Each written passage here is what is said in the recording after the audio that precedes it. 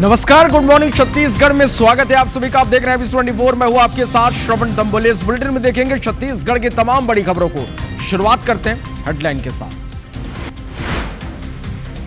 दुनिया के सबसे ऊंचे रेलवे ब्रिज का आज होगा उद्घाटन। पहली बार कश्मीर तक चलेगी ट्रेन। कश्मीर को आज कई परियोजनाओं का तोहफा देंगे पीएम। बीजापुर में नक्सलियों ने मचाया उत्पात। प्याज से भरे ट्रक में लगाई आग। यात्री बस को आधे घंटे तक रोक कर रखा। छत्तीसगढ़ में जातीय जनगणना पर संग्राम। कांग्रेस ने कहा सरकार लोगों को उनका हक नहीं देना चाहती। बैच के बयान पर सीएम साय का पलटवार। रायपुर में फरार शीटर रोहित तोमर का भतीजा गिरफ्तार। रोहित के खिलाफ आर्मसेट के दर्ज किया था केस।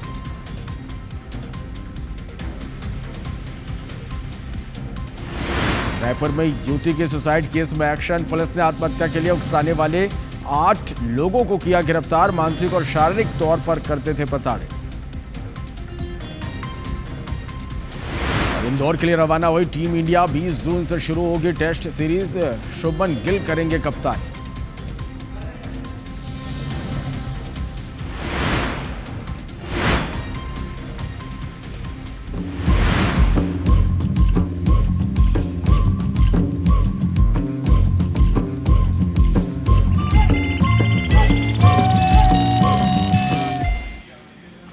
और बुलेटिन की शुरुआत करेंगे एक बड़ी खबर के साथ। मनेन्द्रगढ़ से बड़ी खबर है, जहां सराफा कारोबारियों के साथ लूटपाट का मामला सामने आया है।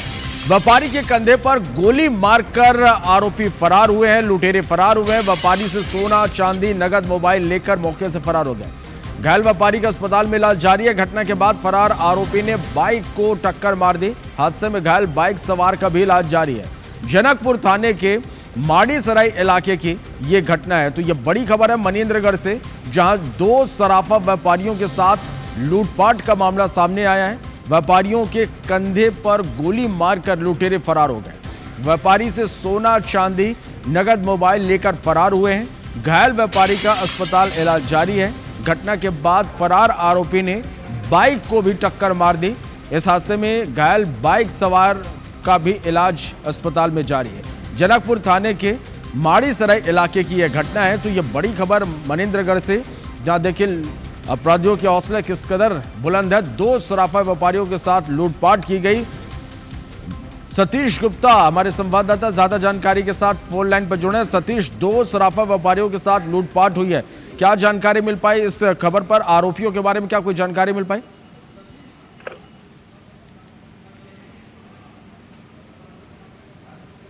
हेलो सतीश, आप मुझे सुन पा रहे हैं? जी, आपकी आवाज आ रही है। सतीश, जानना चाहेंगे कि किस तरह से इस पूरे घटनाक्रम को अंजाम दिया गया? आरोपियों के बारे में क्या कोई जानकारी मिल पाई? देखिए मैं आपको बता दूं कि अभी तक आरोपियों के बारे में कोई भी जानकारी नहीं मिल पाई है। और जो ये व्यापारी हैं, ये कल साप्ताहिक बाजार हरचौका से वापस अपने घर सतगियारी लौट रहे थे। इसी दौरान ये घटना हुई है, जहाँ पे 2 बाइक में सवार 4 लुटेरे ये घुघरी और माड़ीसराय के बीच ये जंगल है, वहां पे इन्होंने कट्टे की नोक पर इनके साथ में लूटपाट की।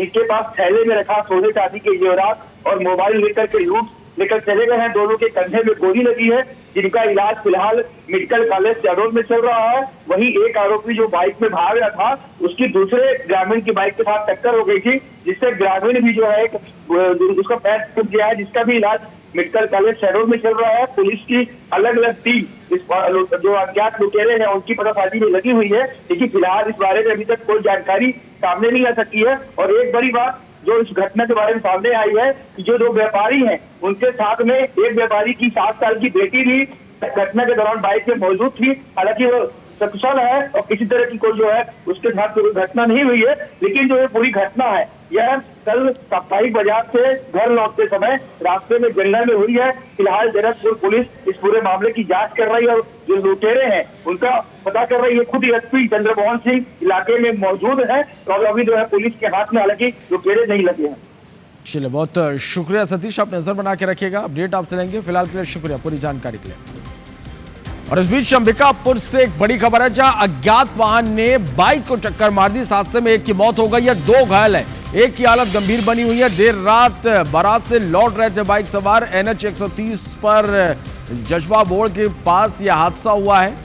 लखनपुर थाना क्षेत्र की यह घटना है। तो यह बड़ी खबर है अंबिकापुर से, जहां अज्ञात वाहन ने बाइक को टक्कर मार दी। हादसे में एक की मौत हो गई, 2 घायल हैं, एक की हालत गंभीर है। देर रात बारात से लौट रहे थे बाइक सवार। NH 130 पर जजगा मोड़ के पास यह हादसा हुआ। लखनपुर थाना क्षेत्र की यह घटना है।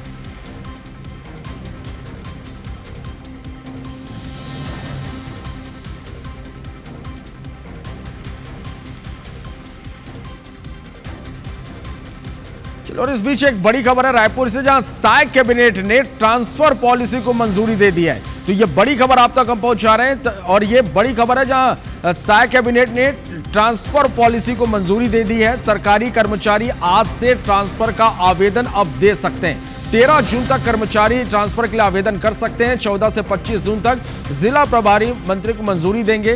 राज्य स्तर पर विभागीय मंत्री की जानकारी देनी होगी। तो ये बड़ी खबर आप तक हम पहुंचा रहे हैं, जहां पर साय कैबिनेट ने ट्रांसफर नीति पॉलिसी को मंजूरी दे दी है। सरकारी कर्मचारी आज से ट्रांसफर का आवेदन दे सकेंगे। 13 जून तक कर्मचारी ट्रांसफर के लिए आवेदन कर सकेंगे। 14 से 25 जून तक जिला स्तर पर प्रभारी मंत्री मंजूरी देंगे। राज्य स्तर पर विभागीय मंत्रियों से मंजूरी लेनी होगी। शिक्षक, गृह, आबकारी में यह नीति लागू नहीं होगी। खनिज विभाग से भी ये जो नीति है वो लागू नहीं होगी। परिवहन, वाणिज्य कर में नीति लागू नहीं होगी। पंजीयन विभाग में भी ये नीति लागू नहीं होगी।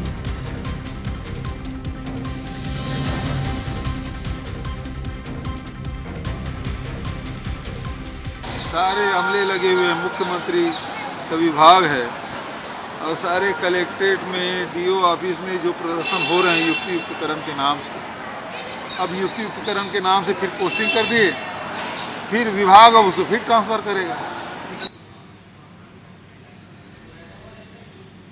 सब भ्रष्टाचार का दुकान खुल गया है। कुल मिलाकर ये जो शिक्षा विभाग जिस तरह से भर्रासाही चल रहा है, उसी तरह से ट्रांसफर नीति जो इन्होंने अपनाया है कि ट्रांसफर पूरे प्रदेश में करना है। मैं समझता हूँ कि सरकार प्रदेश के कर्मचारियों को लूटने के लिए एक नया दुकान फिर से शुरू कर दी है। भाई ये भाजपा है, उनको अपनी सरकार का ध्यान है। वो जो करते हैं, जैसी उनकी कल्पना है, जैसा वो सोचते हैं, वैसा वो बोल रहे हैं। बहुत सारी व्यवस्थाओं को नियमित करने के लिए अगर थोड़े दिनों का छूट है तो कर लिया जाए, वो ठीक है। ये सोचना तो उनको अपनी सरकार का ध्यान आ रहा होगा। चलिए, तो साय सरकार ने ट्रांसफर पॉलिसी को मंजूरी दे दी है। ज्यादा जानकारी के साथ प्राची पांडे हमारी संवाददाता ज्यादा जानकारी के साथ हमारे साथ लाइव जुड़ गई हैं। प्राची, साय कैबिनेट ने ट्रांसफर पॉलिसी को मंजूरी दे दी है। कर्मचारी किस तरह से आवेदन अब कर सकेंगे ट्रांसफर के लिए?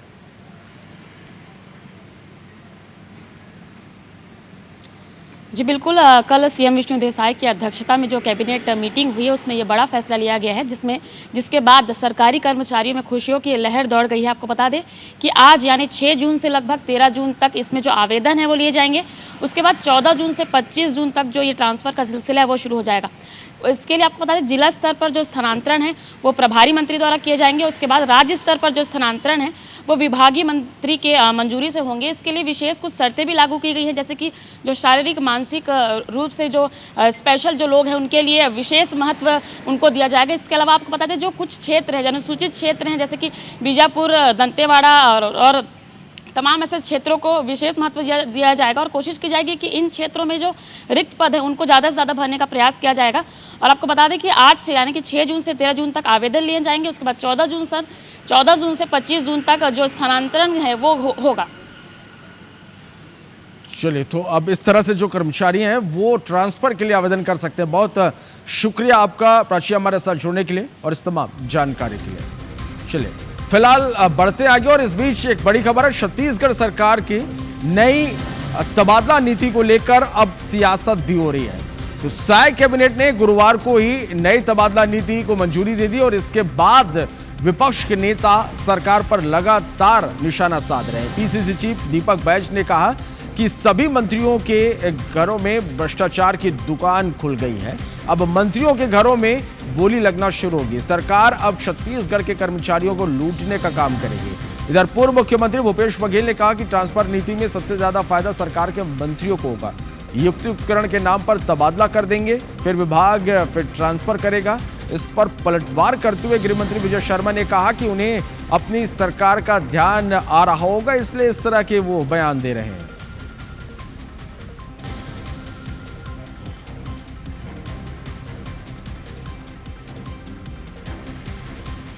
और इस बीच एक बड़ी खबर रायपुर से, जहां युक्तिकरण का छत्तीसगढ़ कांग्रेस विरोध करेगी। 3 चरणों में युक्तिकरण के खिलाफ प्रदर्शन होगा। पहले चरण में सभी जिलों में पत्रकार वार्ता कांग्रेस करेगी और आज सुबह 11 बजे रायपुर शहर कांग्रेस प्रेस कॉन्फ्रेंस करेंगे। शिक्षक युक्तिकरण का विरोध कांग्रेस करेगी। तो यह बड़ी खबर आप तक पहुंचा रहे हैं रायपुर से, जहां युक्तिकरण का छत्तीसगढ़ कांग्रेस विरोध करेगी। 3 चरणों में युक्तिकरण के खिलाफ प्रदर्शन होगा। पहले चरण में सभी जिलों में पत्रकार वार्ता होगी और आज सुबह 11 बजे रायपुर शहर कांग्रेस प्रेस कॉन्फ्रेंस करेगी। शिक्षक युक्तिकरण का विरोध कांग्रेस करेगी।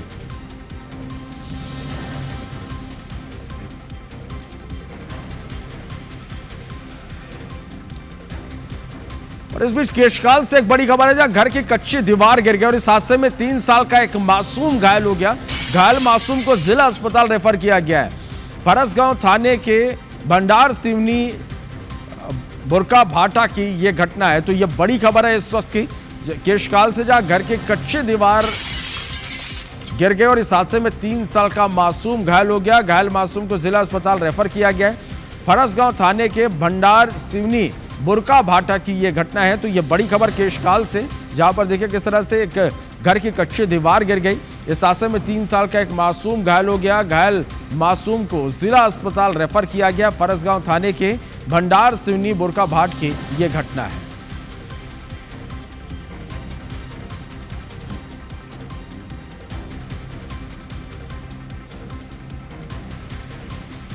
और पत्थलगांव से इस बीच एक बड़ी खबर है, जहां हाथियों ने यहां पर जमकर उत्पात मचाया है। तो देखिए किस तरह से देर रात फसल और मकान को हाथियों ने नुकसान पहुंचाया। यह बड़ी खबर आप तक पहुंचा रहा है। पत्थलगांव में हाथियों का एक बार फिर से उत्पात देखने को मिला। देर रात फसल और मकान को हाथियों ने जमकर नुकसान पहुंचाया। साजा पानी में 51 हाथियों का दल मौजूद है। लोगों में दहशत है। वन विभाग की टीम मौके पर मौजूद है और ये तस्वीरें में आप तक पहुंचा रहे हैं। देखिए यही वो 51 हाथी का दल है जो लगातार इस इलाके में आतंक मचा रहा है, उत्पात मचा रहा है। तस्वीरें आप देखिए कि किस तरह से फसलों को लगातार ये हाथी नुकसान पहुंचा रहे हैं। लोगों को घरों को नुकसान पहुंचा रहे हैं, जिसकी वजह से जो लोग हैं वो दहशत में हैं। वन विभाग की टीम लगातार हाथियों पर निगरानी बनाई हुई है। तो ये तस्वीरें आप देखिए कि किस तरह से देर रात जो हाथी हैं वो फसलों और मकानों को नुकसान पहुंचाते हुए नजर आ रहे हैं। राजधानी में आपको बता दें कि यहां पर 51 हाथियों का दल मौजूद है। लोगों में दहशत है।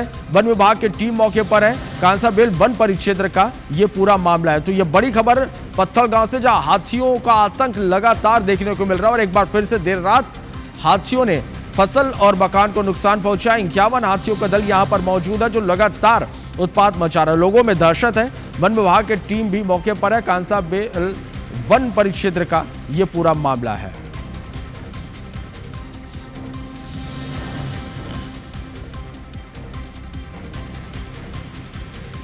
बड़ी खबर है, खैरागढ़ में शरारती तत्वों की करतूत देखने को मिली। पूर्व प्रधानमंत्री की प्रतिमा पर जूतों की माला डाल दी।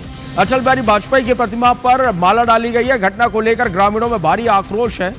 जलबांधा थाने के अवेली गांव की यह घटना है। तो यह बड़ी खबर आप तक पहुंचा रहे खैरागढ़ से, जहां शरारती तत्वों की यह करतूत आप देखिए। पूर्व प्रधानमंत्री की प्रतिमा पर जूतों की माला डाल दी। अटल बिहारी वाजपेयी की प्रतिमा पर शरारती तत्वों ने माला डाल दी। घटना को लेकर ग्रामीणों में भारी आक्रोश देखने को मिल रहा है। जालबांधा थाने के अबेली गांव की यह घटना है। तो यह बड़ी खबर है खैरागढ़ से। शरारती तत्वों की करतूत की पूर्व प्रधानमंत्री की प्रतिमा पर जूतों की माला डाल दी। अटल बिहारी वाजपेयी की प्रतिमा यहां पर लगी हुई है, जिस पर जूतों की माला डाल दी गई। अब घटना को लेकर जो ग्रामीण है उनमें आक्रोश है, उनमें गुस्सा है। जालबांधा थाने के अवेली गांव की यह घटना है।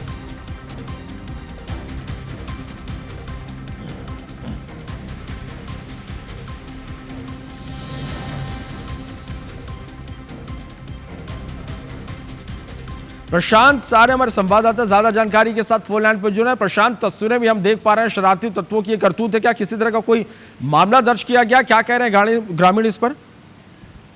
देखिए, कल रात 2 बजे तक जो है मैच चला है, क्रिकेट मैच, कबड्डी मैच का आयोजन हुआ था और 2 बजे तक लगभग ग्रामीण जग रहे थे। ग्रामीणों ने सुबह 4 बजे, ग्रामीणों का बताना है कि सुबह 4 बजे के आसपास लाइट बंद हुई थी और ये घटना जो है सुबह की बताई जा रही है। ग्रामीणों के अनुसार ये जो है असामाजिक तत्वों का ही द्वारा दिया गया अंजाम है और भाजपा के नेता जो डोरेलाल साहू जैसे जो मौके पर मौजूद थे, अभी मौजूद हैं और हालांकि जालबांधा चौकी के पुलिस प्रभारी भी यहाँ पर मौजूद हैं। असामाजिक तत्वों के बीच जिस तरह से जानकारी आ रही है उस तरह से पुलिस जो है जांच में जुटी हुई है। मौके पर थाना प्रभारी भी खड़ा करके पहुंच चुके हैं। चलिए, बहुत शुक्रिया आपका इस पूरी जानकारी के लिए।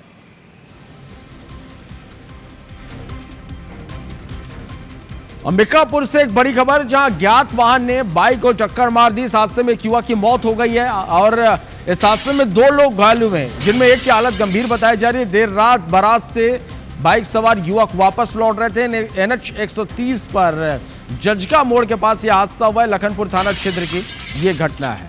तो ये बड़ी खबर अंबिकापुर से, अज्ञात वाहन ने बाइक को टक्कर मार दी। इस हादसे में एक युवक की मौत हो गई। हादसे में 2 लोग घायल हुए हैं, एक की हालत गंभीर है।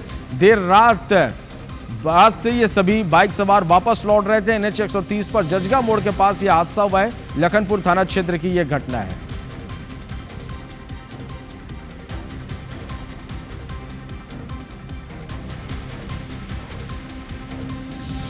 केशकाल से एक बड़ी खबर है, जहां अज्ञात वाहन ने युवक को टक्कर मार दी।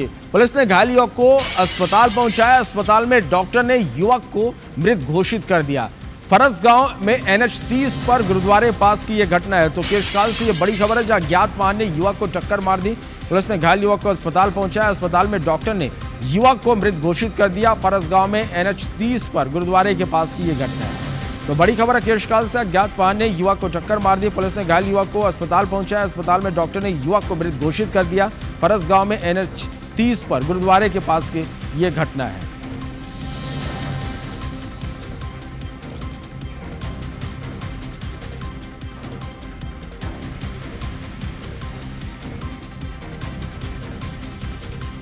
इस बीच महासमुंद से एक बड़ी खबर है, जहां गांजा तस्करी करते 2 आरोपी पुलिस के गिरफ्त में हैं। ट्रक से 36 लाख रुपए का 240 किलो गांजा इनसे जब्त किया गया है। आरोपी ओडिशा से रायपुर गांजा की तस्करी कर रहे थे। पुलिस ने NH 53 पर रेहटी खोल से तस्करों को पकड़ा है। सिंघोड़ा थाना का यह पूरा मामला है। तो यह बड़ी खबर है महासमुंद से, जहां गांजा तस्करी करते 2 आरोपी गिरफ्तार हुए हैं। ट्रक से 36 लाख रुपए का 240 किलो गांजा जब्त किया गया है। आरोपी ओडिशा से रायपुर गांजे की तस्करी कर रहे थे। पुलिस ने NH 53 पर रेहटी खोल से तस्करों को पकड़ा है। सिंघोड़ा थाना क्षेत्र का यह मामला है।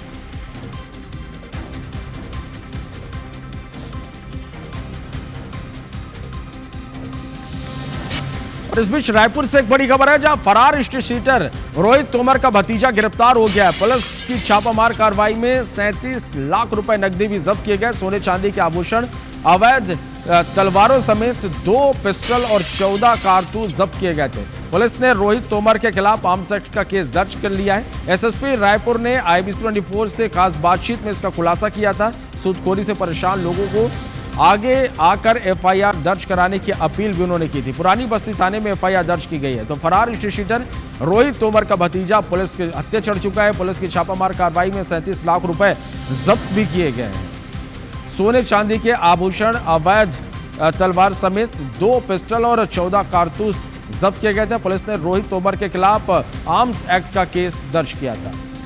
SSP रायपुर ने IBC 24 पर खास बातचीत भी की, जिसमें खुलासा किया कि सूदखोरों से परेशान जो लोग हैं उन्हें खुद आगे आकर FIR कराना होगा और इसके लिए उन्होंने अपील भी की है।